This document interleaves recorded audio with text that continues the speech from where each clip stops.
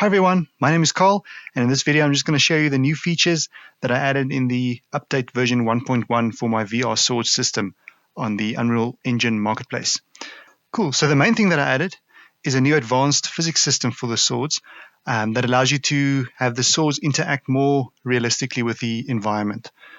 So let me just show you the way that it was in the previous version. The swords move, they can bump into objects, but if it's a static object, then it just moves through it. The swords just move through one another, and it still feels quite good. But I received a lot of requests to add collisions between the swords and more realistic physics for momentum and stuff like that, like you would find in Robo Recall. So let me show you how you can enable that. And I think by default it is enabled now. But you'll see with the sword we have a few new settings available to us here. So the first one we have is use advanced physics interactions. If we enable that now for both swords, and this will be enabled by default from now on. So if you want the previous behavior, you can just disable that. So let's look at that now. Cool. Now you'll see the swords have a bit of a momentum, and it's much more of a feeling thing, I think. So if you download the demo and try it out for yourself, you'll see that the swords they feel like they have weight now. And as well with these blocks, they have different weights. And now that actually makes a difference. So this one is 1 kilogram. This one is 10 kilograms. This one is 30. And you'll see the swords start interacting a bit more with the objects. And the objects have more of an effect on the swords as well. So you'll see there, the sword twists a bit in your hand before the object starts moving. And if you go really heavy, you'll see. And now when the swords collide with static objects as well, there's interaction between the world and your swords in your hand as well. So you can still slice it in the same way, and the swords now interact with one another as well.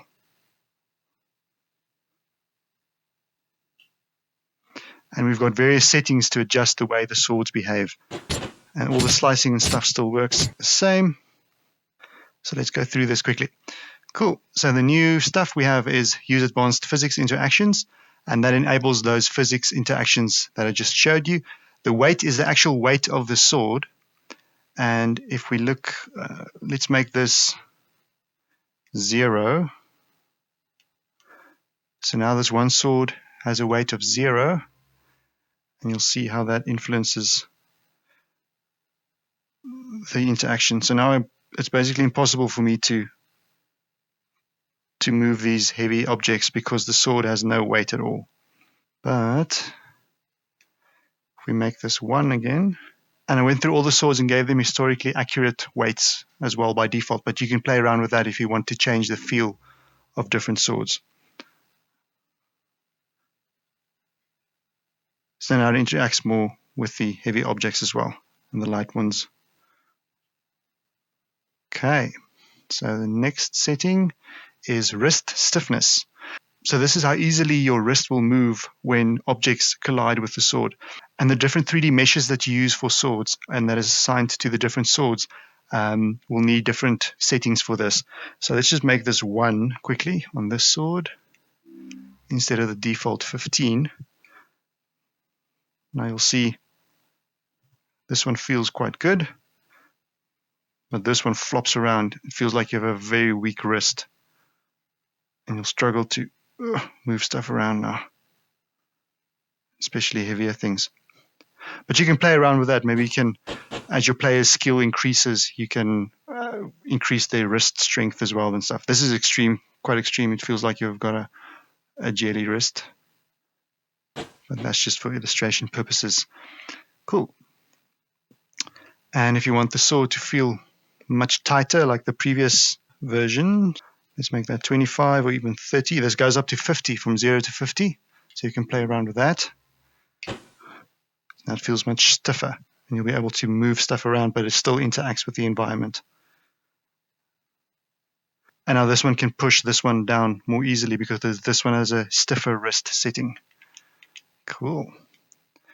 Then let's just reset that. We've got a linear stiffness, and that is how easily the sword will be moved from the actual hand position. So let's make that 1.0.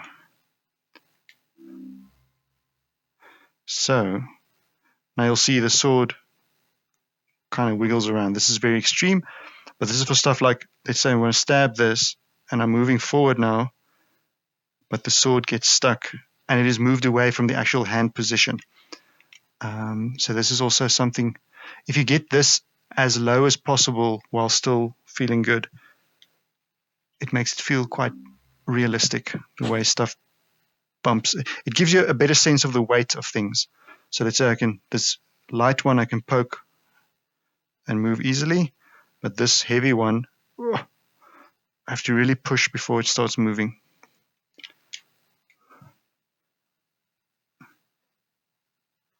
See, but then when moving, it starts wobbling around a bit.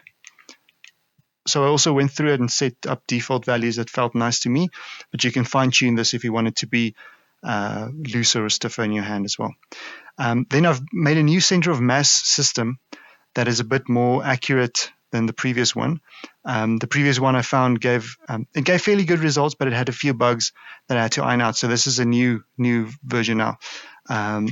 So you can enable show center of mass debug sphere, and then it'll show you where the actual center of mass is when you pick up the sword.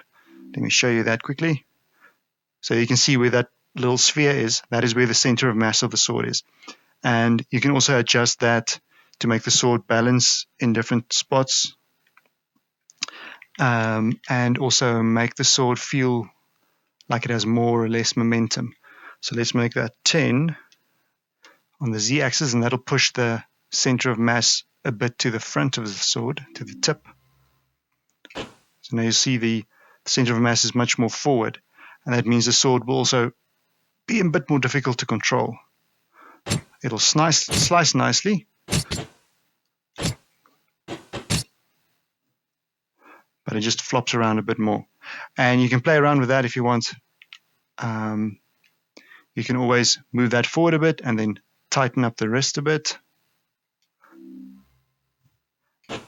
And just play around with these settings until you get something that you like. But again, I went through all these and calibrated them to settings that I feel gives you a nice feel for the swords. Now for the two-handed swords, I also added a few new things. Just one or two. There's use two-handed grip control. Let's just disable that quickly. And what that does is, the way the previous swords worked is, if it's a two-handed sword and you grabbed it with your second hand, the movement of your second hand didn't have an effect on the actual rotation of the sword. So I can still rotate the sword.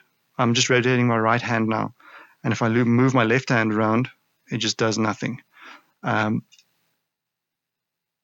it feels quite nice if you actually move your hand, but if you hold your left hand still, then it starts feeling quite unnatural. So that's why I added this new way of doing it. If we enable use two-handed grip control and grab it now if I grab with my left hand, if I move my left hand around, the sword actually tips. And I can still rotate with my right hand. My right hand has influence. So the influence is basically shared between the hands now. So it gives you a much more natural feeling